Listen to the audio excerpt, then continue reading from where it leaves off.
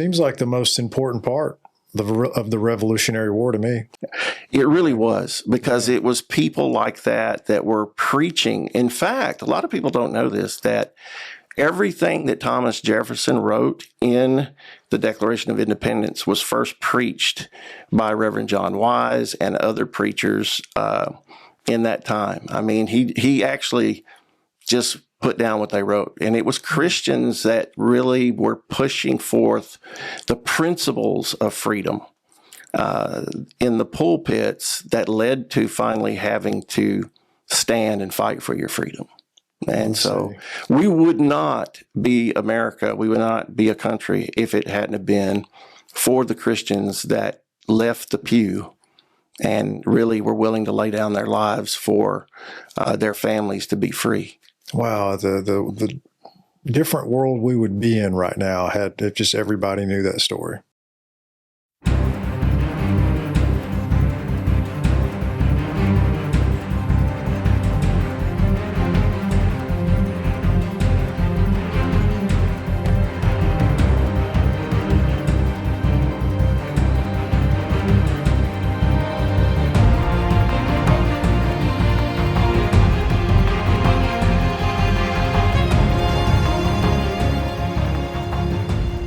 My good friend, Pastor Dean Odle. It is an absolute pleasure. I've been looking forward to this podcast for so long. You have no idea. I'm real glad to be here, and I'm excited about you doing this podcast. And you've already had some great guests like Clay Parikh and others, and so I'm honored to be here with my friend and campaign manager. We'll get to that, but campaign manager, so everybody knows. Yes, it is an honor. It is an honor to be that, and I appreciate you asking. In full disclosure, this podcast was planned before you ever asked me to be campaign manager. So before the haters out there start talking about how we're just trying to frame and we're campaigning here, no, we are going into what really happened in the 2022 election. Yes. And a lot of people don't know about that. No, they don't. And that is true. I mean, you invited me to do this when you got everything set up long before I made you my campaign manager, because I was still praying about who I should, have that job. And that's when the Lord just dropped it in my heart. I knew then it was that you'd be the perfect one. So, well, it is an absolute honor. And you being the most censored political candidate in Alabama history, I mean, that's a no-brainer. I mean, everyone should want to be at least on your team in some form or fashion. Yeah, that was crazy. The censorship that I faced running for governor of Alabama during the COVID shutdown was unbelievable. And everything that I said during that time, we now know was absolute truth. 100%. And that's why when I started this campaign for lieutenant governor, my first speech was, I entitled it, "I Was Right." You sure was. And just so everybody knows, this is the most significant podcast that I've done so far. The reason for that is because this podcast wouldn't exist if it wasn't for you. Huh. So, going back to 2021, when we first met, people were dying. What got me involved, I went from somebody that paid no attention to politics at all, like I said in my introduction of this podcast. And one day my son's forced to wear a mask to go to school. I start researching that. I knew something was off. It just didn't feel right. So I get recruited to a local grassroots group, and I'm learning how early treatment protocols are saving lives. I'm learning how people are getting injured and are dying from this COVID vaccine, again, on top of realizing the mask 100% did not work. A compliance test more than anything. And I guess we don't even have time to go into the details as far as the oversensitive PCR tests that were making people test positive for COVID if they had a cold. So that being said, I remember being in that state of mind of, it was the election was coming up, and me, along with a lot of other people that were also in that grassroots groups going to the different events, that was the one question we all had is, why is nobody doing anything? Why is nobody saying anything? People are dying. And you came out screaming it from the rooftops. And it just immediately, I dropped everything and just said, that's our guy. And that's when we first met. Of course, I got to know you, and I just dropped everything and did everything I could to help you. So I'd like to kind of frame this whole podcast into really making people understand what really happened in the 22 election. Yeah, well, when you pastor a church and you've got what you think to be a conservative Christian little grandma for a governor, or Kay Ivey, and she starts saying, you've got to shut your church down because of this pandemic, I knew that was a violation of the First Amendment. And so, I couldn't believe that people were not upset about this, and pastors were getting arrested. There were threats about arrest in Alabama. We know pastors got arrested in Louisiana and Florida. So, I made a decision, first of all, not to shut the church down because, number one, the Bible says we're not to forsake the assembling of ourselves together as the manner of some is. So I was not about to shut the church down. And because I do a lot of deep research and have written books with a lot of research, I know how to research and find the truth. And that's what I wanted. I wanted to find the truth. And very early on, as early as into February of 2020, I found Dr. Didier Raoult of France, Marseille, France. He's the top researcher, most published doctor in the world when it comes to research and for infectious disease. And he had treated 1,008 patients who were severely sick in the hospital, dying of COVID, treated them with the hydroxychloroquine, azithromycin, and zinc protocol. He saved all of them except for 6. He only lost 6 people, and they were all over 75 years of age. And I'm like, my goodness, what is going on? And then Trump brought it up in March, right after that. I believe he heard from Dr. Pierre Corey, Dr. Peter McCullough. We could go down the list. Dr. Harvey Risch of Yale epidemiologist. They were all saying the ivermectin hydroxychloroquine protocol was saving lives.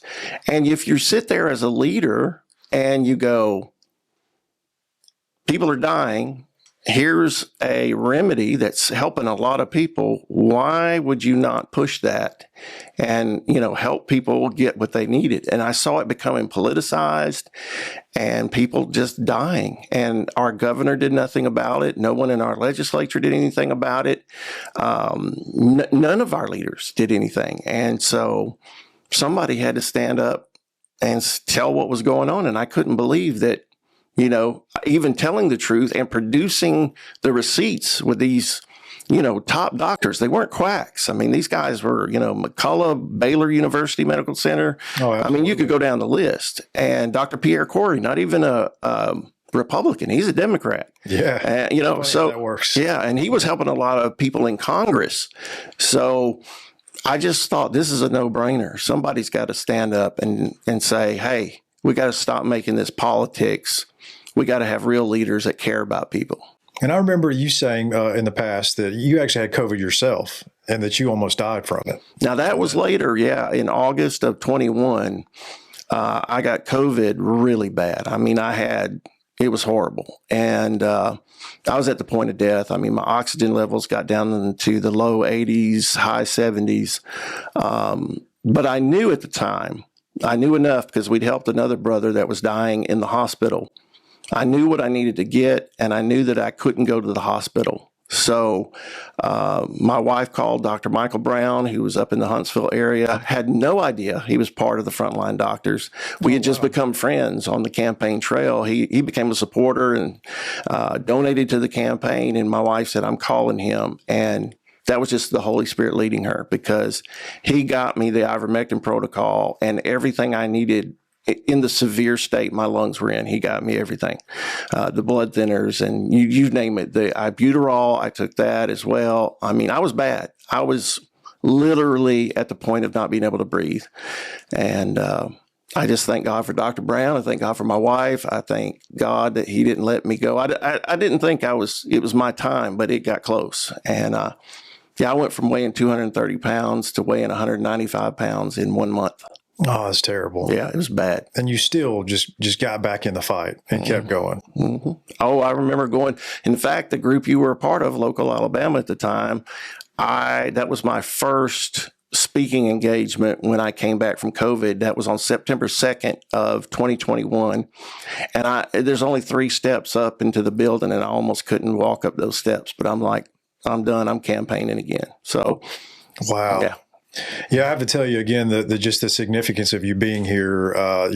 This podcast would 100% not exist had you never come along. Because when I first got involved, a lot of us think politics. We think, okay, there's that game we have to play. Right. Okay. I've been in sales. I've owned businesses before. I can do this. I can go play this game and help maybe get the right people in there and the wrong people out.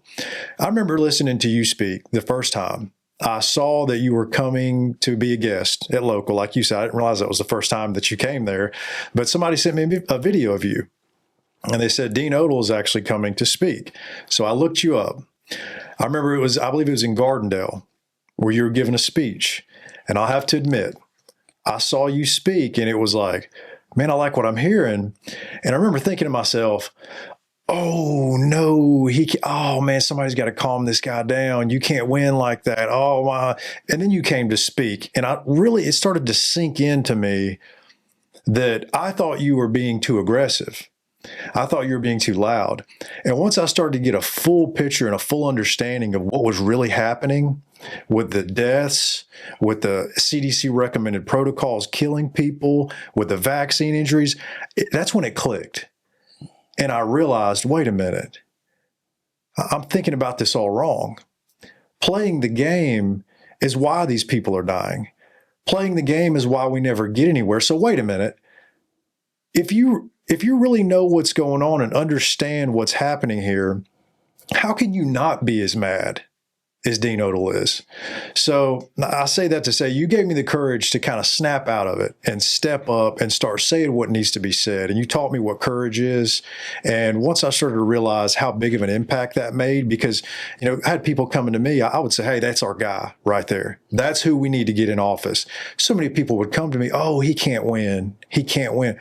What do you mean he can't win? Well, he just doesn't have the backing or he doesn't know the right people. And I'm like, okay, that's where it clicked again.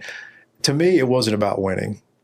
Even though it would have been great to have you in there, I started to recognize that the things you were saying, other candidates were forced to start saying the same thing.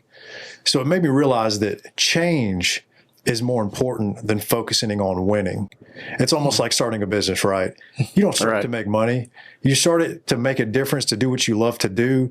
When you're passionate about something, when you're doing it for the right reasons, that's when you start making the most change. And, going back to the censorship, I remember from 2020 with Donald Trump and ivermectin, hydroxychloroquine, right? Censorship. Mm-hmm. And we saw how the 2020 election played out. You talked about voter fraud, censorship. So it wasn't hard to start recognizing those patterns, especially with COVID. I would share a COVID post. I would share ballot harvesting posts, censored, taken down. So to me, it became clear, whoever I'm supporting is who they are censoring the most. It's just as simple as that. Yeah. The censorship was crazy. I mean, in 21, I had 26,000 subscribers on my Dean Odle Ministries YouTube channel. And because I talked about the early treatment protocols and then started talking about the vaccines, they terminated my channel. Now, I had a channel since 2009 on YouTube. So they terminated it. And then, of course, Facebook would not let me advertise or boost a post. So all my opponents could do that, but I couldn't do it. And to this day, I have still tried to do everything they want me to do, jump through all the hoops, and I still can't advertise on Facebook. I got a message from Google one time says, you're not allowed to use our products. I mean, I had AL.com, I have a recording of their reporter, one of their reporters, admitting they were censoring me, but not other candidates, because I talked about these things. And yet I backed up everything I said with the facts, with articles, from these doctors and the testimonies that were coming forth, that were even put on Fox News. I mean, it wasn't hidden. Well, but because they wanted the vaccine to have emergency use authorization, they could not have something that was saving people's lives. They couldn't have that because they wanted the vaccine. So they could not have both. And that's why the CDC, I mean, even think about this.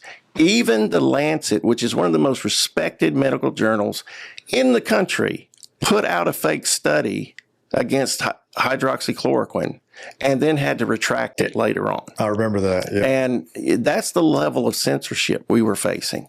And I know that I was getting, not only when I could use Facebook and Twitter and Instagram, I knew I was getting shadow banned as well. Absolutely. It was very difficult. And it was the only year I can remember where none of the major TV stations in the state put together a televised debate of the gubernatorial candidates. Now, they didn't show up. They didn't in 2018, but one of the reasons is that Kay Ivey would not agree to debate Walt Maddox, and so there was they couldn't schedule one because nobody was going to do it. But it was really, I think that they did not do a televised gubernatorial debates because I would have been able to speak the truth and not be censored. Absolutely. Yeah, because it would have been live. Yeah, to anybody that was really paying attention, it was so clear. I mean, they were controlling the narrative. You were the target the entire time.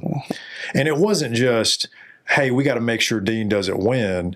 It was clearly, we have to make an example out of him to make sure that if you're a political candidate, you can't get up here and start speaking like he is and calling things out. Otherwise, we're not going to make sure, we're going to not just going to make sure that you don't win, but we're going to make sure that you have so few votes that it looks like you have no chance of winning. All right.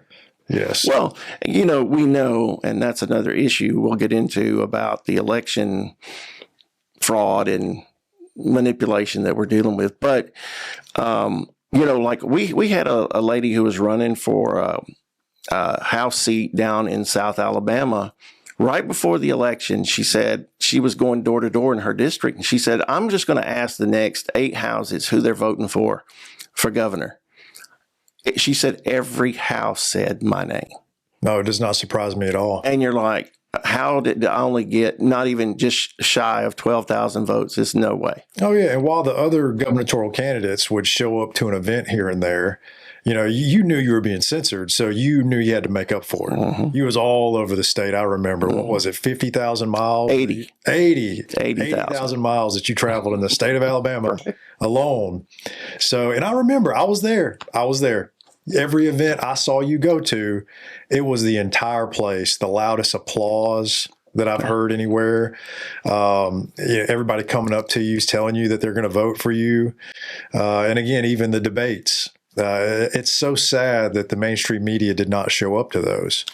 And that was clear. It was, we cannot let anyone see Dean Odle. We cannot let anyone see the applause and that happens when he gets done speaking versus the other candidates. Because if we do that, he's going to win. Yeah. And it's not that I'm some special, it's just, or some, special person. I just told the truth. You did the right thing. Yeah. And everyone else was scared to do, and you did it. And people knew. That's what the crowd would know, these things I was saying. And they would cheer for, and it was cheering for the truth. But I think as leaders, if we're not about telling the truth and the whole truth, nothing but the truth about everything, then we're not really a good leader. If we have to use deception or we have to pretend to be something, just be hypocritical, pretend to be something we're not, to me, that's not being a leader. A leader is to be who they are. It's someone that would argue, oh, that was political strategy. No, probably now it's political strategy, now that the truth is out. But you were doing it right there from day one. Any political strategist would have told you not to do that. Oh, yeah. To focus on your campaign, to focus on winning, keep it clean. That's what they would have told you. Yeah. But you decided to put your ambitions of getting elected aside and do the right thing. Save lives. And that's the only reason. I mean, you look, there's in Proverbs, it says, if you see people being drawn toward death and you do nothing, it says God is watching and there will be no excuse. And it's just one of those things when it's that serious. And really, tell you the truth, political leaders are making decisions that to them, it's just a political game. To us, sometimes it's life and death.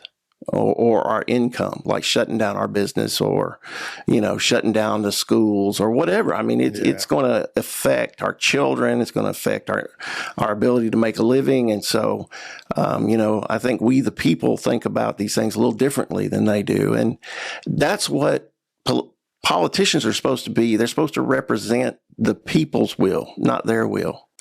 But even in Alabama, that's a so-called red state, we have a lot seeking their own ambitions, agenda, and they're willing to say anything, do anything, stick their finger in the wind, take a poll, make sure it's popular, and then talk about it. And a true leader looks ahead to see what's coming and prepares for it. Really, a leader should be ahead of the curve. And that's what gets me in trouble a lot of times. I'm a little ahead of the curve because I do my research and I'm willing to talk about it before it becomes a popular or known issue. And some people will tell you, oh, why are you talking about that? Well, just give it a couple of months and you'll see what I'm talking about. That happens with a lot of things, doesn't it? Yeah. It's funny how that works. Yeah. And again, it's funny while we're on this topic. Of course, we got to talk about how the poll calls that came in, especially to you, calling you Dennis Odle. Dennis Odle. I think Chris, a friend of mine, he recorded it. They didn't even mention you in the polls. Right. Just manipulation the whole time. Yeah, they did everything they could to keep my name out of the public view. I mean, it was, even, when you go to do an interview at a TV station, where was it? And somewhere in Birmingham is one of the TV stations. And, they have a copy. I hand them a copy of my book. My name's on it. My name's on the Secretary of State's website. My name's everywhere. My name's on these signs all over the state. Yeah. And they put it down there wrong, on the TV screen. Oh, it's so obvious. And that's the thing. That's why I'm so glad we're doing this podcast, because people would have no clue to even know any of that even happened. But we were right there. We were right there. We saw it all. And it's just, wow, it's a machine that you're up against. It really is. And, if you have to think about it now, see, I believe in the Republican platform. That's why I can't be a libertarian. I could never be a Democrat, because I do believe the Republican platform is a good political platform. The problem in Alabama is we have a lot of pretending Republicans who say they're in agreement with it and might try to do a few things that are in agreement with it, but really will compromise and work for the other side. Absolutely. And that's very frustrating, because those people will work against anybody that is really 100% true blue conservative Republican. That's what the war's against. Absolutely. And you will see very few get through the election process. But you'll see plenty of the compromiser. We call them rhinos, right? Republicans in name only. Oh, yeah. Alabama, we are the rhino capital of the world, in my opinion. Yeah. I mean, and just so the audience is clear, it's funny how everyone that we're talking about, you are the most Christian conservative candidate I've ever met personally in Alabama that's ever ran for office. But I don't know of one Democrat that was coming after you. No, I don't know of one Democrat that didn't like you or didn't get along with you. And it's funny how we're saying that, right? People are like, whoa, what's going on here? These guys are Trump supporters, right? This doesn't make any sense. Well, welcome to Alabama. That's how it works here. Oh, yeah. Is everyone that came after you were people that claimed to be Republicans, which, again, like you said, are 100% fake Republicans. That's the problem we have in Alabama. Yeah, and we rank in the top 5 of political corruption, and we have for years. And yet, since 2010, the Republicans have controlled the governor's office, the legislature, and the judicial. So where's the corruption coming from? Yeah, absolutely. And of course, they're going to try to spin this where we said, oh, he's not, back in the Republican Party. No.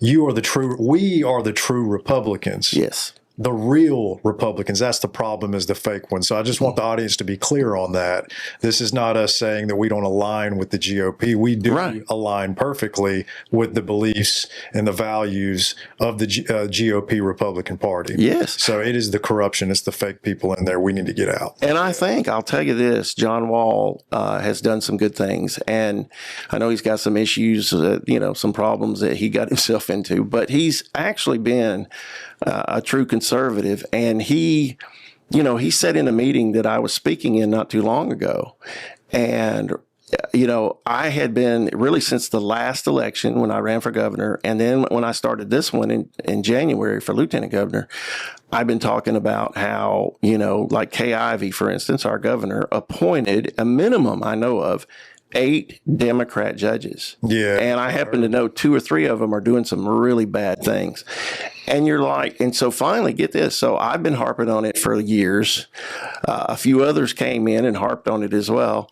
The GOP just passed a resolution in their last executive meeting for the state that if any Republican official or candidate would appoint Democrats, that they were not to be approved to be on the ballot for the. Yeah, so that's what another thing is, that a lot of stuff that I talked about back then, even though it got ridiculed and censored, ended up being adopted, or at least partially, like school choice. I made that a big part of my campaign to fix our education system. And what they did, they went down that road. They just gave us a little tiny sliver piece of the pie. They didn't do the whole thing that, but that's what they do. But at least, but they had to acknowledge that's what the people wanted. And again, they do listen sometimes when enough pressure, public pressure is put on them. They start getting fearful of getting, not getting reelected. So they'll give us a little watered down bill on whatever it might be. That's right. And and that's good to hear about John Wall. I'm glad to hear that. There's it's hard to know, who you can trust down in Montgomery. And that's good to hear that John Wall is seems to be doing the right thing. Yeah, I think he is. And they've made some good changes. And, he and I have been able to have some great conversations. We've been able to get to know each other a lot better than I knew him when I started running last time. But I think he is a true conservative. He's just got a battle on his hands because there is a battle within the Alabama GOP between the true conservatives and what they would call themselves the moderates, but they're really, Bush leaning. It's that side of the Republican Party. Liberal Republicans? Yeah, liberal Republicans. If you will. Yeah.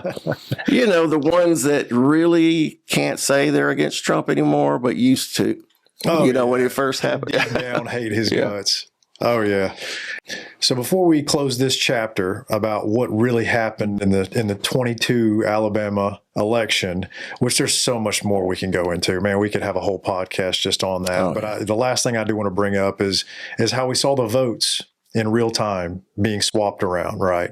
I believe it was 30,000 votes disappeared from Tim James, went to Kay Ivey. Well, from Kay Ivey first, then it went to Tim James, and it was with him and it put him in second place.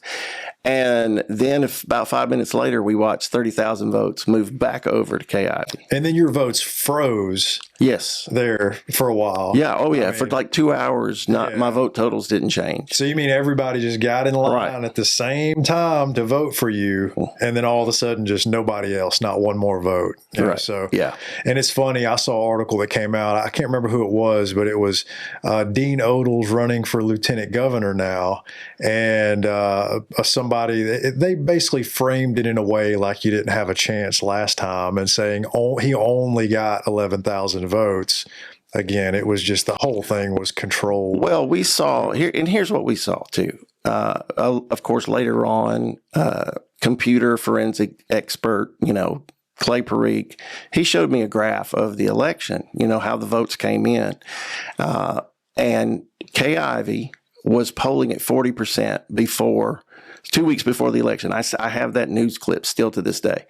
And it probably wasn't going to be me, but between all the candidates that were against her, and there was a bunch of us, at 40% with the candidates that we had against her, she should have been in a runoff, minimum. Yeah, right? I agree with that, 100%. But then at about somewhere between 9 o'clock p.m. and 9:30, all of a sudden about 80 to 90,000 votes come in for her all at one time. Yeah. And she had the same line that Biden did in 2020. It just jumped. And it took her from 40% to 55%. Yeah. And so she could win without a runoff. And I just knew, there's one thing I can tell you about 2022. I traveled the state, like we said, 80,000 miles. I went to more meetings than all the other candidates that I was up against. And of course, Kay Ivey didn't show up to like 2 of them in 2 years. I heard this from a lot of people. They would come up to me and say, well, I'm not sure who I'm voting for yet, but I'm tell you who I'm not voting for. I'm not voting for Kay Ivey. I remember. Everybody told me the same thing. If you want a poll, there's you a poll. Because, I mean, I kid you not. I only ran into a handful of people that said they're voting for Kay Ivey, and that was at the end of the campaign, and that was some young people that were working for her. Yeah. I mean, it was ridiculous. Wow. She did not win. I don't believe she really won that. 100% agree with that. I mean, while obviously I was supporting you, I really think Lindy Blanchard probably is supposed to be our governor right now. Or Tim James. Yeah, or Tim. It's I would have put my support behind them if they would have beat her. We wanted her gone. Yeah. Period. Oh, yeah. And of course, I don't think China did. Yeah, I don't think so either. So again, it was the media, because again, I mean, even without the kind of funny business going on with the votes, I mean, yeah, it would be hard for you to have won first time running. Oh, yes, of course. Just because of the lack of media coverage. Right. I mean, that alone, just not interviewing you and the throttling and the algorithm. And so clearly, it would have been hard. But again, the vote irregularities, that I believe was to make an example, to send a message to other candidates of you don't do that. Yeah, well, make it look like you can't win. During the campaign, me and the lieutenant governor butted heads because I was calling him out too, Will Ainsworth. And so we weren't really friends at all. But toward the end of the campaign, we ended up at another event together. And he came over to me and he said, "We see you are moving up." So he was looking at some kind of polling that was showing that we were moving up there at the end. Oh yeah, and private poll. And basically he said, "Hey, anything we can do to help you, let me know." So he went from butting heads to thinking, "Hey, this guy's getting more support than we realize." And I have discovered that since the election. And a lot of people said that you have more support than what showed. But, bottom line, it was my first time to ever run for office. We didn't have the money that our opponents did, And, bottom line, you've got to be able to do the advertising on TV and radio in a huge way. I mean, you got to spend several 100,000 plus or even close to $1 million just on advertising. Oh, yeah. But it was a great lesson learned. But let me tell you, I would not take it back for any reason because people thanked me all the time for telling them the truth. For some of them actually found out about the early treatment protocols and used it to save their spouse. Absolutely. That's what it was all about. That was what it was about. And to tell the truth and to point out that our governor not only violated the First Amendment, she broke the law, and somebody had to say it publicly and bring the receipts. And so, that's what I did. That's what it's all about. Yeah. And that's one of the most important things you taught me. Yeah. Not only if you're going to run for office, don't run for access, run for change. Right. If you're going to be a political activist, you're going to get involved, don't do it for access. Right. Do it for change. That's exactly. what it's all about. And if we all thought that way, the world would be a much better place. Right. Guaranteed. And that's what, I guess some of these politicians, I've pretty much bumped into all of them, and some of them I got to know better than others. And I know they respect me because they know I will tell the truth. And that I'm not in this to make money or become powerful or to, that's not my motive. My motive, number one, is to please God, not man. And so when that's your motive, that you're going to answer to a higher power, none of these people impress me. Oh, well, you're just a person. That's the main reason they don't want you in there. Right. It's because they have an agenda. Mm-hmm. And if you're somebody that they cannot manipulate and control and do what you want them to do, then you're useless to them. Right. There's nothing they could have on me. Says I don't cheat on my wife. I'm not playing around, in that world. So they can put all the Matrix spies on me they want to. They're not going to find anything. And, I'm just doing what I'm just living as a normal Alabamian, but that loves Jesus for real. I'm not a pretend Christian. I'm not just a Sunday Christian. I'm dedicated to my faith. I'm dedicated to my wife. I'm dedicated to my children and grandchildren. I care about this state, what happens to it. And I know we need better leadership. And I didn't want to run again because of all the attacks and criticism and nonsense you get. But I felt again that the Lord laying it on my heart. This is what I want you to do. And so here we are. Glad to see you back. Well, I'm glad to be back. I know this about following the Lord. It's always better to be in his will than out of his will. Absolutely. And I know I'm in his will, and I know it's for a purpose, whenever that is. And so I'm in this fight and traveling the state again. Amen to that. Yeah. Okay, so now moving on to why you decided to run for lieutenant governor this time and not governor again. I know a lot of people are thinking that. Yeah, I heard that a lot, especially in the beginning, like, why are you running for lieutenant governor? And it's really simple. I mean, I was attending the Bama-Carey statewide convention they have. They had it in Prattville, and this was sometime around in 2023.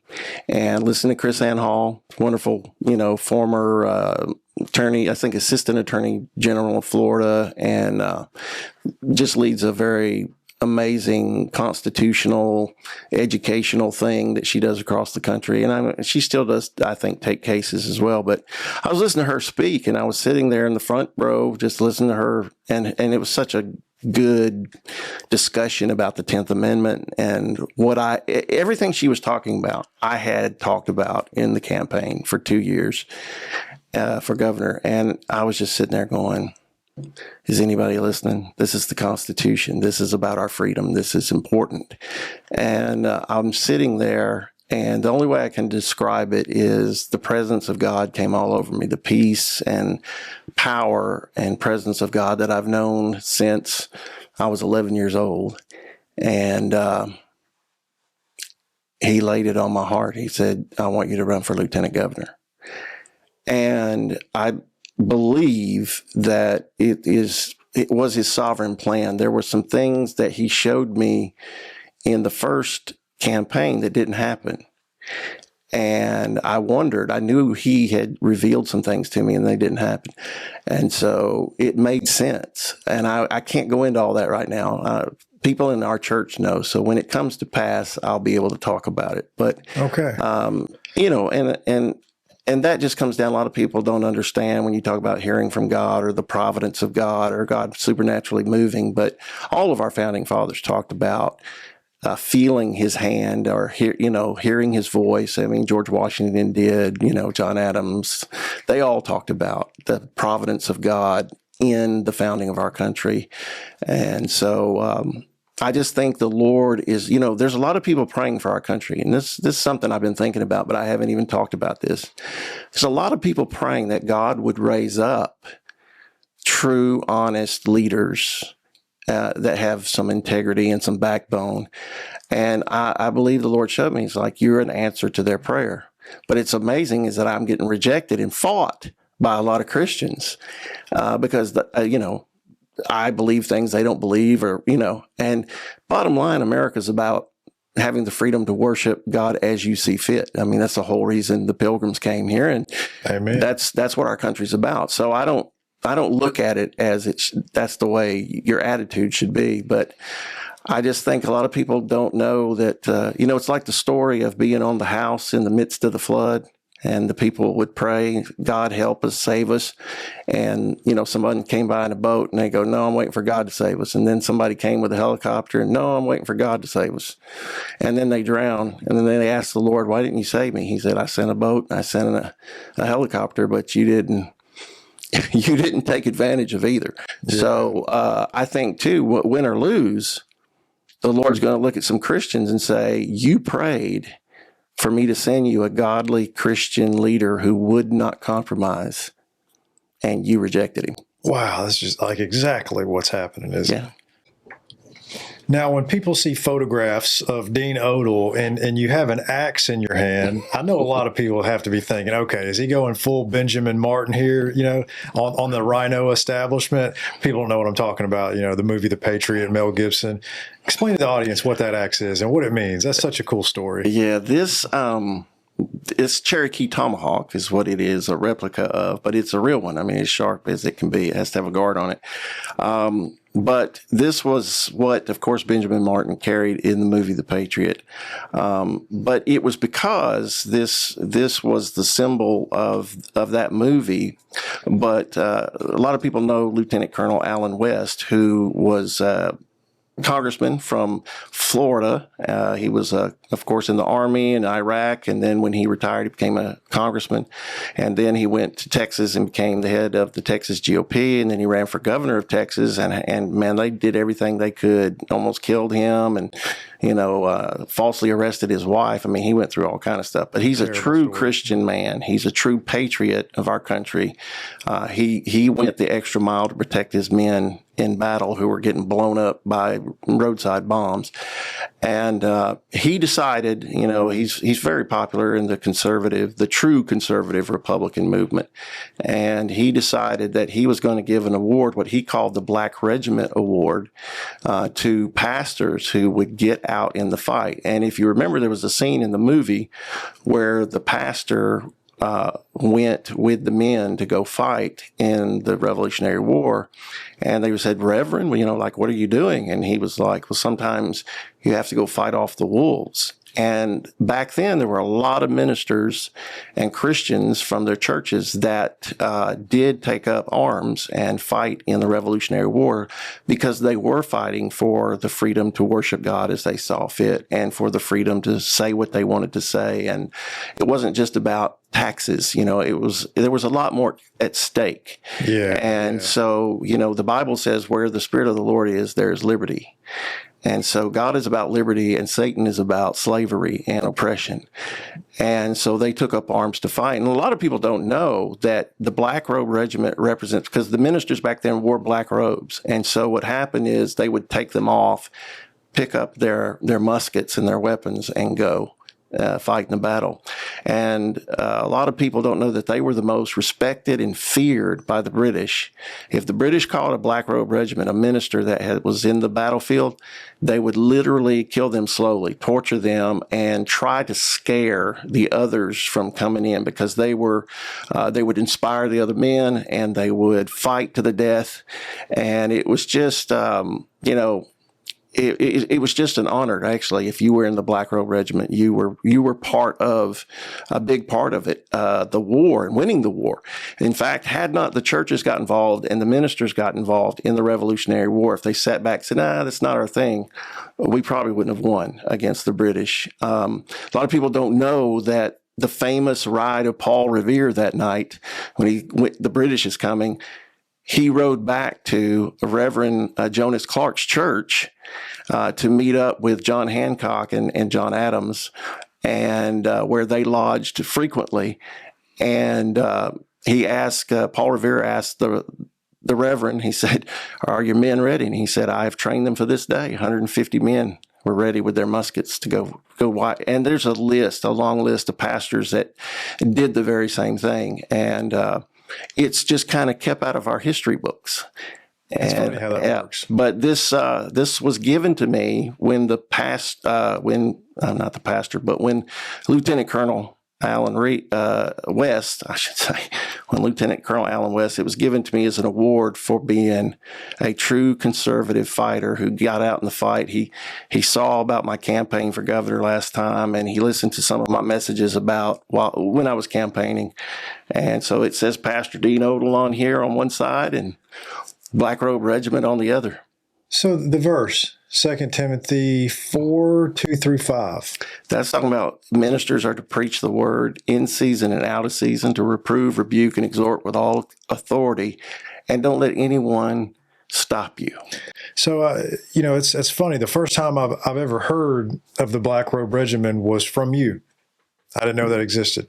And even in the movie The Patriot, they never mentioned Yeah, the term wasn't like official. It was just one of those things. If you were part of the clergy and you had left your church to get in the fight, you were just known as part of the Black Robe Regiment. It was, it's kind of like we call, what is it? Marines, sometimes they're called devil dogs, and stuff like that. It was kind of a nickname for a certain type of person that was in the battle. Seems like the most important part of the Revolutionary War to me. It really was, because it was people like that were preaching. In fact, a lot of people don't know this, that everything that Thomas Jefferson wrote in the Declaration of Independence was first preached by Reverend John Wise and other preachers in that time. I mean, he actually just put down what they wrote. And it was Christians that really were pushing forth the principles of freedom in the pulpits that led to finally having to stand and fight for your freedom. And so we would not be America, we would not be a country if it hadn't have been for the Christians that left the pew and really were willing to lay down their lives for their families to be free. Wow, the different world we would be in right now if just everybody knew that story. Yes. Oh, yes. Yeah. A lot of people think Christians shouldn't even, there's pastors and churches and whole denominations out there that think Christians shouldn't be involved in the political process. And that is so far from what our founding fathers believed. I mean, Roger Sherman, devoted Christian, his name is in all 4 founding documents of the United States. Constitution, Declaration of Independence. How many people have heard of Roger Sherman? I've never heard of him. How many people have heard of we would not have the Bill of Rights in the Constitution, the first 10 amendments. We would not have those if it was not for George Mason of Virginia, who was a devout Christian and said at the Constitutional Convention he would not vote for it and he would fight it if they didn't put in the Bill of Rights. So a Christian is why we have those first 10 amendments that mean everything to our freedom. So it kind of starts there, and then now we're here trying to remove cursive from public schools because the Constitution is written in cursive. Right. It's kind of funny how that works. Yeah. So let's go into the difference now that you're running for lieutenant governor. What's different between when you're running now and when you're running for governor? Well, of course, we're not in the midst of a pandemic or shutting down businesses, schools, churches. I mean, that's not the issue now. And it could come back. I mean, they could try it again. So we got to keep that in mind. And I think, too, we got to get back to the governors and lieutenant governors and state legislatures have to get back to understanding their authority to stop a federal government when it's overreaching too far and doing things that the Constitution does not allow the federal government to do.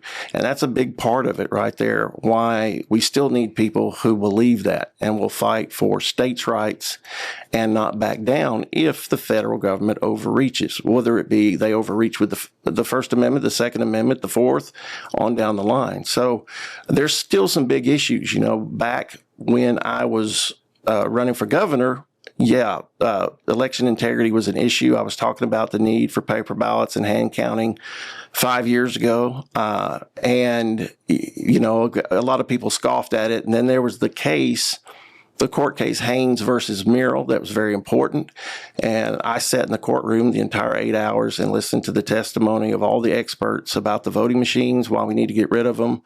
And, that kind of set the course. I knew when I felt like the Lord wanted me to run for lieutenant governor that one of the big issues that I would push and try to get done and get legislation done would be to get rid of our voting machines and go to hand counting, paper ballots, like they do in France, Germany, Canada, Denmark, dozens of other nations, nearly 100 nations, do not use voting machines because they know the cheating. It says Germany will not do it because they know there's cheating. And they hand count, like Germany, 30-something million votes in one evening. France, like 40-something million votes in one evening, in front of people openly seeing what they're doing. There's nothing hidden. There's nothing behind closed walls, and there's no electronics involved. That's the only way to have a truly secure election. And, that's a huge issue. for me. And I had no idea when the Lord laid on my heart to run for lieutenant governor that I would be running against our present Secretary of State, Wes Allen. I thought he would stay as Secretary of State for 8 years. He'd run for re-election, but he saw an opening, and I guess he decides he wants to keep climbing the ladder as fast as he can. So he decides he's going to run for lieutenant governor after only being in the Secretary of State position for 2 years.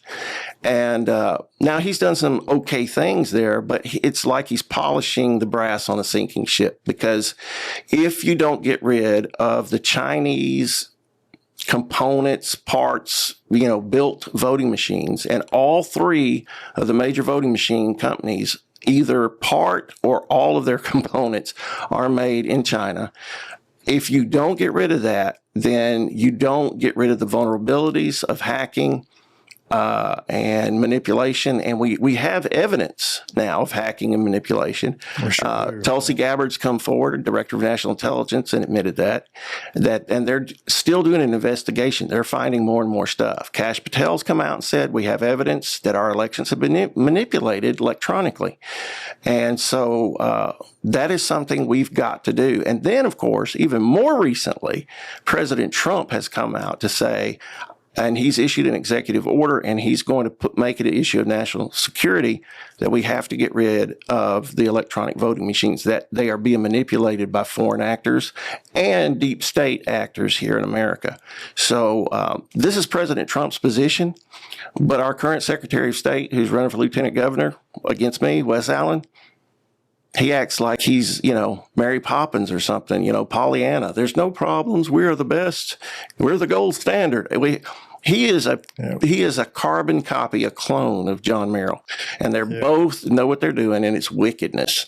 And they still saying the exact same, not a word. I mean, what was it in 21, right, after the 2020 election? We all knew something was off, but even still then, I mean, even Trump supporters would say, oh, that's a conspiracy theory. Here we are with Republicans, right, in Alabama that are Trump supporters and are pushing Trump's agenda.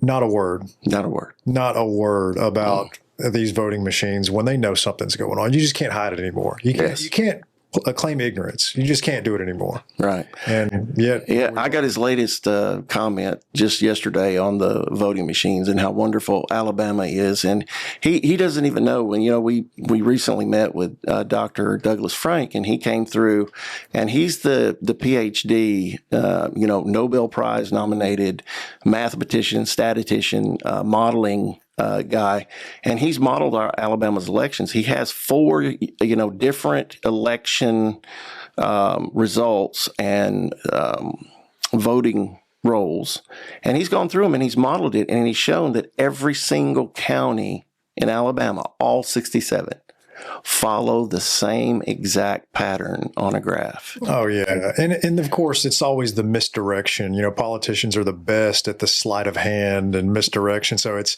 that when they do say something, it's the voter rolls. It's the voter rolls. You keep looking at hey, don't get me wrong, not discrediting anyone that's involved with checking out our voter rolls. That's very important. Thank you, activists out there that are doing that. But again, they just focus on that. They don't say anything about the Wi-Fi connectivity, wireless connectivity. They don't go into the biggest issues that we have with our elections. Well, they don't realize, and see, this is not an accusation of any of the poll workers or even the registrars. This is, they just report everything they can and they send it off. It goes to Omaha, Nebraska. And that's the headquarters of ES&S. And that's where all the data goes. You go ask one of them, where's your voter rolls? They don't know. Well, they're stored in Omaha, Nebraska. And they don't know what happens to them after they send them the information and the input they put in there. They don't know if it gets changed or whatever. And this is what they don't tell us either. They don't tell us that the machines, the voting machines, are communicating in real time with Omaha, Nebraska, with ES&S headquarters. That's how they're getting real-time votes. Right? That's how they know the tally that's coming in. Well, in Alabama, that's actually breaking the law because we're not supposed to count any votes until the polls close. That's right. That's a violation of the law, but it's also a lie when they tell us they're not connected to the internet. or there's no cellular connection. Now that's in our law, but these machines do. But let's just say they don't. We'll just give them that. Even though John Merrill used to say, oh, they're not connected to the internet. But when he was under oath and they were pressing him in Haynes v. Merrill, he had to back away from that. And because the facts are the facts. And Colonel Sean Smith, of course, Clay Parikh, got to look in the ES&S machine in Michigan. A judge allowed them, and they found the modem, the Talit modem. And it says on it, made in China. Yeah. On it. So terrible. But let's just say the voting machines don't connect to the internet. But the moment if they take a flash drive or whatever, and somebody takes it to your county courthouse, guess what it gets plugged into? It gets plugged into a Dell laptop. The Dell laptops are made in China. Yeah. And guess what? We've seen the purchase order from the state signed by John Merrill when he was Secretary of State. The purchase order says on there the specs of the Dell laptop they got, and it says Wi-Fi and Bluetooth. And guess what? I looked up the exact Bluetooth and Wi-Fi components. You can look them up. You can buy them on Amazon, and it says made in China on them. So bottom line, if China makes something, and Pete Hegseth, our Secretary of Defense, recently came out and said that they've discovered that the Chinese have back doors into the Department of Defense through Microsoft because Microsoft uses and makes all their stuff in China.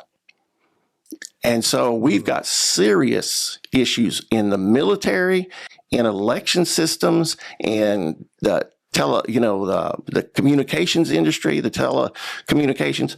We've got all kinds. China's hacked every bit of it. And they even hacked CISA, who's supposed to oversee election infrastructure, for 10 months, and they didn't know they were hacked. So how in the world these people could say we should still keep these voting machines? Either they're delusional or they're doing it on purpose. Yeah, absolutely. And of course, something that you're not allowed to do is talk about what you're talking about right now. How much money has Wes Allen raised so far? Are you aware? I think he's in the $300,000 range. And that's how that works. Yeah. You don't talk about it. You stay quiet. You get rewarded by the establishment going and bringing donors and giving you money, which helps you bring a bigger platform. Right. And with this, while I'm very grateful for my audience here, I really appreciate the supporters for Southern Freedom Society. They're in it for the right reason, 100%. But we don't have as big of a following as a lot of places. And you know what? I challenge someone else around here, some media outlet, 1819 News, I'm talking to you right now, Brian Dawson. How about have Dean Odle on your show and talk about this? Is that too much to ask for? Or is it the same situation to where you can't talk about these things in order to keep your cash flow running in? Well, we've heard from there's some elected officials down south that have firsthand experience with this, but they know that this is like the third rail of Alabama politics, that you are not to touch this with a 10-foot pole. It's absolutely ridiculous. It is. And what that means is don't let the people of Alabama know this. Right. That's what that means. Mm-hmm. I mean, well, that's why our voter rolls are $37,000, $38,000. We are the most expensive in the country. There's some states that give them away for free. And see, they don't want us getting hold of the voter rolls, because the voter rolls, if you have them, you can start doing some checking. And so they don't want any independent, Wes Allen says our elections are transparent. Alabama's elections are the least transparent in the country, simply because of the voter rolls, the cast vote records, all of that stuff they will not let us see. And there's no audits at all. I mean, you have to have a court order to even get a recount. But then guess what? You do a recount, and they use the machines, the tabulators again, the same tabulators to do a recount. So if you don't do a hand count, or some type of hand audit, you don't get to check. And they break the law every time. Let me tell you, they break the law in this state when they don't secure every part of the election process. Because what happens is when you put you do your paper ballot, you put it in the machine, it scans it, and that scanned copy gets counted. The paper goes into a box that gets locked and you don't see it. And for 2 years, it sits in that box and then they destroy it. Okay. They're supposed to keep this recorded electronic thing, of our ballot is supposed to be kept by our state. No. It's sent to ES&S. And after they count it, it disappears. So that's a violation of Alabama election law. They also violate the law. I sat in the electronic voting committee meeting in September of 2022, and I watched them break the law. You know why? Our election law says specifically that no one that has any financial interest in the voting machines, primarily the vendor of the voting machines, are to certify any changes in the machine. That it's supposed to be certified by an independent third party that's qualified. And this is in our law. Guess what? I watched them make a change to the software of our ES&S voting machines. And guess who certified it in that meeting? Who? ES&S. Oh, no. That's illegal. Absolutely. And guess who was sitting there on that committee? Wes Allen. Wes Allen. That's terrible. Now, we got rid of one of the bad actors, Bill English, who was our probate judge in Lee County, but, he finally retired and left us. But this is what's been going on. And so this is what ticks me off, is because I look at this guy who basically, like I said, polishes the brass on a sinking ship. There's one hole we got to patch. It's kind of like, somebody that's got, a splinter in their finger, but they got a gunshot wound in the chest. And guess what? We're working on the splinter. That's what Wes Allen's been doing. And it's just so ridiculous. It is. Because if you can't see this, that the problem is China, the problem is hackable machines, and then don't even get to this part. We only have maybe 6 months, a year, maybe a little more. It just depends before AI reaches super intelligent level and really can do what it wants. And everybody's warning about this. I mean, the godfather of AI, Jeffrey Hinton, has said, if we don't get control of it now, it's going to take over everything. It's going to take over our elections. And we're going to be facing superhuman hacks into our elections, meaning if we stay on these electronic systems, we may never get to choose our leaders again. Absolutely. And how many men and women, patriots, soldiers have laid down their lives so that you and I could still be free to vote for who we wanted to vote for and maintain our country. To me, we're about to lose everything if we don't deal with this issue.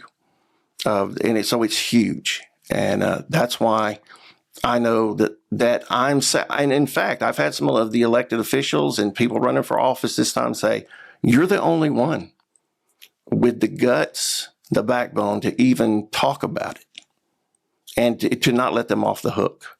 Absolutely. And I will not relent on this. I believe that it's clear, as clear as it can be. So I'm going to do something I haven't done in a podcast. I'm going to turn to the camera, and I'm going to talk directly to the viewers that's watching this video. If you're not convinced that we don't have a candidate right here that's in this for the right reason, that's not backed by the establishment and is fighting for we the people, I don't know what will ever convince you of that. So one thing is clear. We have an establishment-backed candidate, Wes Allen, that is being silent, is betraying the people of Alabama by refusing to talk about the most important issue in our state. So I'm calling on you right now, the people of Alabama, while the establishment is sitting back and funding Wes Allen, someone that's too afraid to stand up for what's right, it's going to take a grassroots effort to get someone like Dean Odle elected that is going to do what is right and fight for the people and fight for our vote. If you don't care about it, at least care about the next generation behind us. If we don't stand up and do something right now, we are going to lose our country. I can guarantee you that. One last thing. I'm a little podcast. I'm just getting started. We don't have a big following. But again, I'm calling on you, Brian Dawson, to talk about this, the most important issue in the state of Alabama. We're not here to play games. And in this episode, we're not giving you any promo codes where you can go buy something. But I am selling you something. I'm selling you your freedom. If all you have to do is stand up and do what's right and help Pastor Dean Odle get elected, and it's going to take money. I hate asking people for money. I know Dean does also. But when it comes to advertising, when it comes to ads, that's the unfortunate part about campaigning. So I'm calling on you now. If you are someone that can afford to help, please help Dean Odle. If not for the sake of winning this election, but for the sake of getting the message out there so we can at least continue to make the change that needs to happen. Thank you. Okay, now that that's out of the way, let's go into your plan, Dean. When you get elected, I don't want to say if, I want to say when you become the next lieutenant governor of Alabama. What's your plans?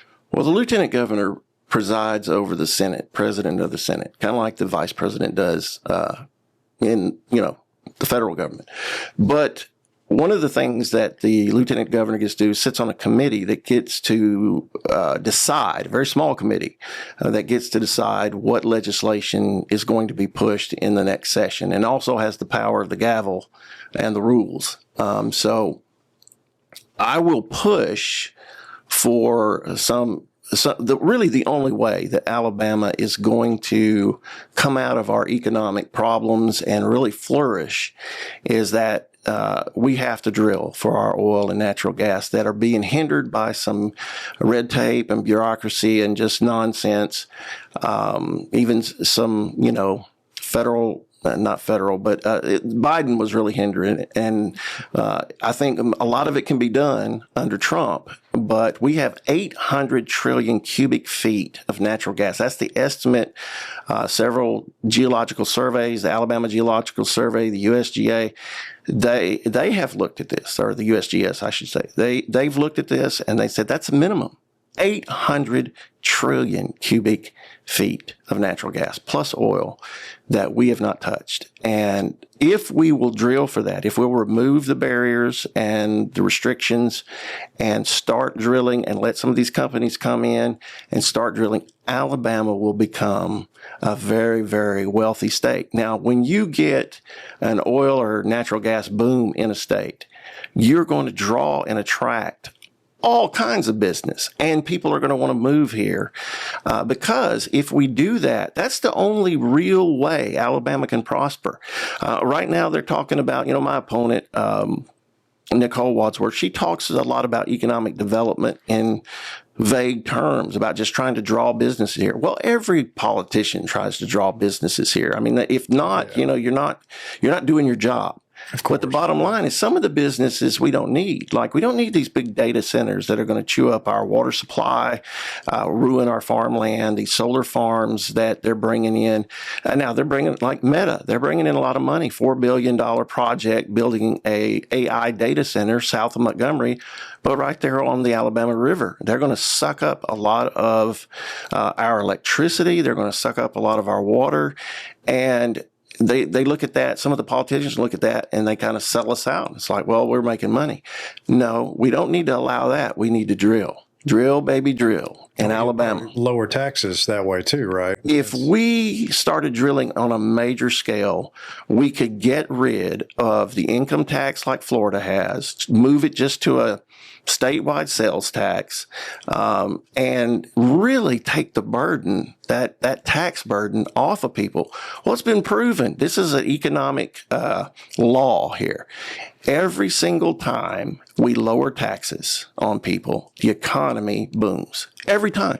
Because people have more of their own money. They can spend it on what they want. If, they don't have to pay $600 or $800 in taxes, they can run over here and buy an $800 new washing machine or refrigerator. This is what happens, and it stirs up everything. That's what I know will work. And I started talking about this when I was running for governor last time, and I started getting calls from CEOs of oil companies saying, hey, we like what you're saying.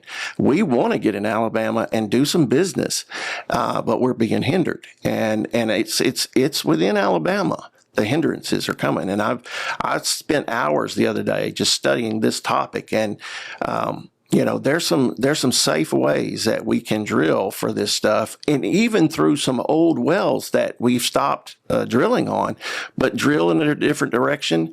And look, this runs through from like the Fort Payne area all the way down into the Black Belt to West Alabama and into Mississippi. This Black Warrior region, and that's where it all is, most of it, and offshore too. But think about this: the poorest part of our state is the west side. They just don't have anything. There's just no business. There's no resources, and so you got a lot of problems over there. Think about an oil and gas boom in the poorest part of Alabama. Oh, talk about balancing things out a little bit. Yeah. I mean, it's the right thing to do. Look, I know people got all these hoop-de-doo dreams about, going complete solar and wind. That's never going to work. We're always going to be dependent on what they call fossil fuel. I mean, it's just oil and natural gas and coal. We're always going to be on it. We're going to be on it for another 100 years or more. We've got to do it, and we can do it in a responsible way, and that will make our state boom. There's a lot of others in Montgomery that likes the idea of casinos being there as well, rather than something that can actually help the people, not rob. Yes.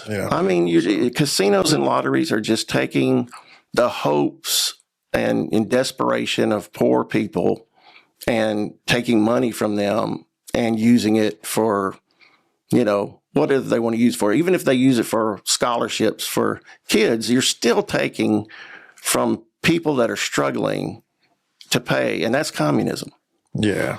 And tell you the truth, the government shouldn't be involved in promoting anything that can become an addiction or a vice. We shouldn't be involved in marijuana. We shouldn't be involved in liquor sales, drugs. We shouldn't be involved in gambling. It's an addiction.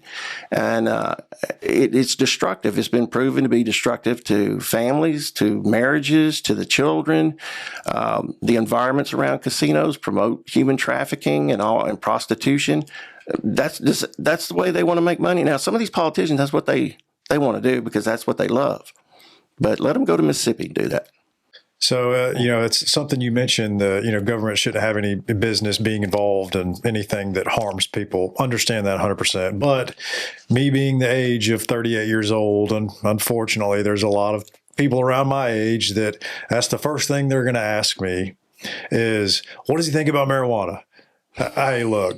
I mean, if you really knew the corruption that's going on down in Montgomery, that would be the last thing on your mind. Oh, yeah, but since it is a question, well, here's my position on this, and I've talked to people where marijuana has been completely legalized, and people from Washington State, Colorado, other places have told me that immediately you have a decline in your culture, your society, a moral decline, and on top of it.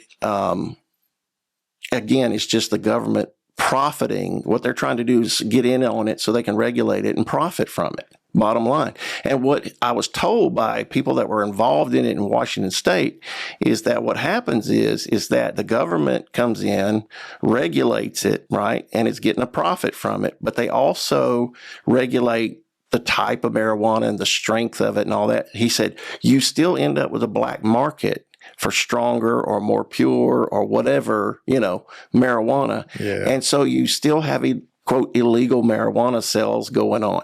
Now, what I believe we ought to do is basically decriminalize it in a way. It's not making it legal, but make it more of a traffic ticket type situation, not putting people in jail. Now, like, for instance, if you're going to sell a large quantity and you're not, supposed to sell it. Yeah, I believe, there should be a stiffer penalty. But if you're a user, and you've just smoke it once in a while or whatever, that's your business. You get caught, or whatever, possessing small amounts. nobody should be going to jail over it. It shouldn't be like heroin or cocaine or methamphetamines. I mean, those do more serious damage, like fentanyl, but not marijuana. And I would say anybody that's in prison now or serving time simply for a nonviolent marijuana charge ought to be released from prison immediately, because that's ridiculous. And that would also, again, make more room in our prison system for the real violent criminals that we need to put away. So, because we have an overcrowding problem and issues in our prisons here. So I just think you just take it down a notch where it's not a felony, and you're not putting people in jail over it, but you're still trying to keep it from being just, let loose completely out of the box. And and I don't have a problem. I was told by doctors in our state when I was running last time, when they were pushing to legalize medical marijuana, the doctors were laughing. They're like, we don't even need to do this. We can already prescribe it if we think we need to prescribe it. Yeah. And he said, too, we have it in forms that we know are pure and, from sources that we know are not going to be contaminated. And he said, now you let this in, like they just did, it's a scam. It's just going to make some politicians have another way to slip money in their pockets, and it's a game, and it's ridiculous. Well, to my millennial and Gen Z listeners out there you go. So when you probably did not hear another thing we talked about in this podcast, and that's all you were listening for, there you have it. So. And I will say this, look, when I was a teenager and not walking with Jesus, I smoked marijuana. I did cocaine. I mean, I'm not going to sit here and lie like, Clinton said he didn't inhale. I inhaled. And so I know what marijuana does to you, and I know what cocaine does. I never did heroin or anything like that. I did do LSD one time. Swore I'd never do it again.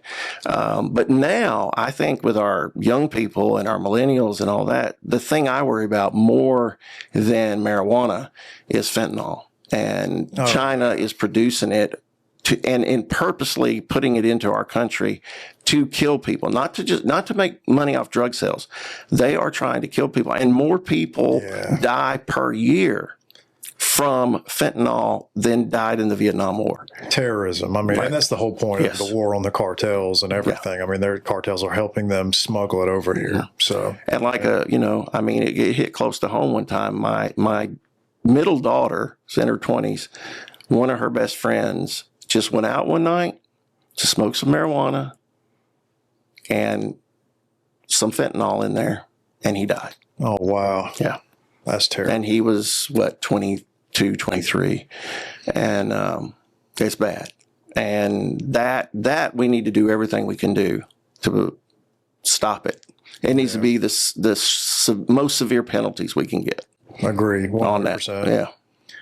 So what are the vibes that you're feeling now? I mean, from I know we're still early in the race, but I mean, what I'm hearing is I'm seeing people that said you couldn't win last time, said was not going to vote for you, that now is in full support of you. Oh, yeah. So you're seeing the same thing. I think last time I just people had to get to know me, and they had to see, I had to get my name out there, and that was worth it. That was worth every dime of getting my name out there and meeting some good people and getting to know. And I think, like, people I've been able to get to know, like people that are strong Republicans in the party, they're like chairman, vice chairman of their groups. My executive director of the campaign is Troy Towns, who used to be the vice chair of the Alabama Republican Party.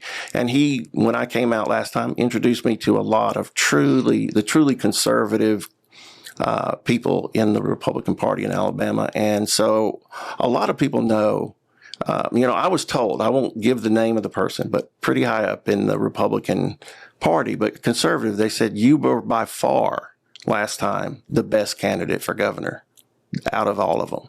You knew the topics better than they did. You had answers to our questions. You had solutions that you wanted to implement. And it's true. I'm not just doing this. This is not a, publicity stunt or, celebrities trying to get celebrity status. I do know what works and what doesn't work. We just need pragmatic people. That's why Trump, not being a politician, coming in as a businessman is just pragmatic. It's like, this doesn't work. This works. Let's do what works. Absolutely. If we did that in the state of Alabama and protected our children and our families as much as we can possibly from all this woke invasion, then guess what? Our state's going to flourish. We'll flourish financially, spiritually, morally, in every way. And two, just because I'm a pastor, I don't want everybody, I'm not saying everybody has to come and be a Christian. I'm not trying to create a theocracy or anything like that. But, you know, our state, 86% of Alabama claims to be Christian. So why does it seem weird if a Christian, true Christian, and a pastor runs for office? So I think people got over that initial, should you be doing this type, you know? Oh, yeah. Well, I saw it. Yeah. And then, of course, some of my beliefs they have issue with. But as long as I'm true to the Constitution of the United States and our God-given rights and freedom, and I'm true to the Alabama Constitution and our laws, and I want freedom for everybody, whether they're a Christian or not. Because the moment I say, oh, I'm going to take away your freedom, then that means somebody can come along right after me and take away mine. So I would never do that. So my goal is, you know, and that was the slogan of the campaign last time, keep Alabama free. And this time I've just put on there, I'm the anti-establishment Republican, because I am. Because a lot of Democrats have crept into the Republican Party and say they're Republican, and they've made it, you know, when any party controls something for so long, it starts getting more and more corrupt as you go. Yeah. That's why there has to be a breakdown and an exposure and some new blood coming in that's not career politicians. Absolutely. You know, and like my opponent, Wes Allen, who is the current Secretary of State, and his dad's been a state senator for 30 plus years or whatever it is. You know, he was appointed to his position, his first position, by Governor Bob Riley, one of the most corrupt governors we've ever had. So since 2009, he was probate judge, then he ran for the legislature and stayed in 4 years, then ran for Secretary of State. He's just trying to climb the ladder. That's just what that is. Clearly. And then, you know, I like Rick Pate. He's one of my opponents, the ag commissioner. Good guy. But again, on these issues we've been talking about, I don't think he has a clue. And so the same with Wadsworth. So I'm very different from my opponents. I'm not a career politician, and I stay informed on what's really going on, and two, what is really the president's agenda for the country. That's important. Yeah, it is. Absolutely. So, Dean, we covered a lot of heavy-hitting topics tonight. And as always, I appreciate you showing up and not being afraid to say what needs to be said. Well, you know, I mean, like we've stated, there's a lot of problems, and a lot of it is with leadership. And that's why I tell everybody that this really, it comes down to with politics, you're either a leader or a player. And I'm just not going to be a player, and that's why I'm running. And we've got to do this, whether it's me or somebody else or a group of people. We've got to get some people in leadership positions in our government across the state that are moral, that are for the people and representing the people, and going after the bad guys. I mean, that's just the way it needs to be. Absolutely. To the audience, if you're watching this video, please share this with everyone. And I hope that if you've made it this far through the podcast, please, I hope you understand the importance of just how important it is that we share this video and get this out there. So, Dean, again, thank you so much. Great to You're be the here. guy that we need. I really hope you become our next lieutenant governor. Well, thank you. Thank you very much.